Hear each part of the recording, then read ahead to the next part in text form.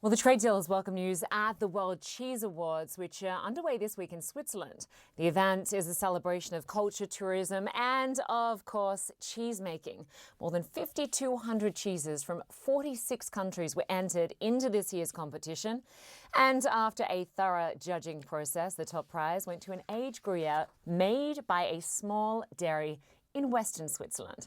Well, the World Cheese Awards is organised by the Guild of Fine Food, and its managing director, John Farrand, joins us from this year's capital of cheese, Bern in Switzerland. Great to have you with us. Great to be here. I just want to get your reaction first to this news that we were just discussing. Duties between Switzerland and the US dropping from a whopping 39% to 15% as the head of the World Cheese Awards. How significant is this deal for Swiss cheese exporters?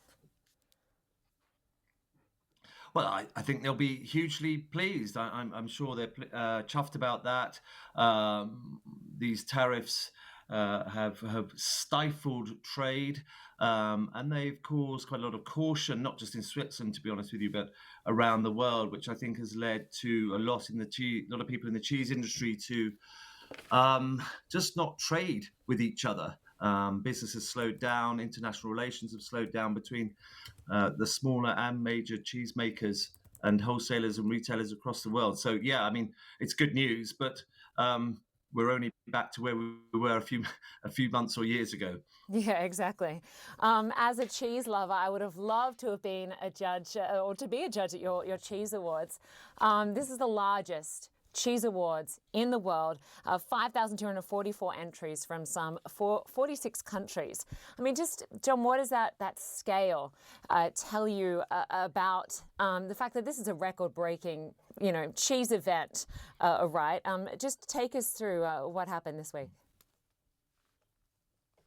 Yeah, I mean, it's great to break records, and it's good to have that number of entries. But perhaps what I think is more important, and perhaps going back to your earlier point about international trade, is that we've got huge diversity in that room, the judging room. If you can imagine this huge arena of cheese, the scale of it actually takes your breath away, and rather than the smell, which is the thing that always people ask me. But there is just so much diversity in the room amongst our panel. As you said, the judges come from over 40 countries, and those cheeses, those 5,244 cheeses that come from 46 countries, as you say. And I like the diversity in that. I like that the world comes together in this year in Bern in Switzerland, and as you said, the capital of cheese. And there's a huge family around cheese, especially at our end of cheese, and a lot of business is done, and that, to me, I think is a good thing. World Cheese Awards does its thing for international diplomacy despite the tariff chat. Yeah, exactly. And so it was a local cheesemaker who took out this year's top prize. What made that particular cheese stand out? And is it true that that perception around nations who host these awards are more likely to potentially have a winner, given that they don't need to transport their cheese long distances?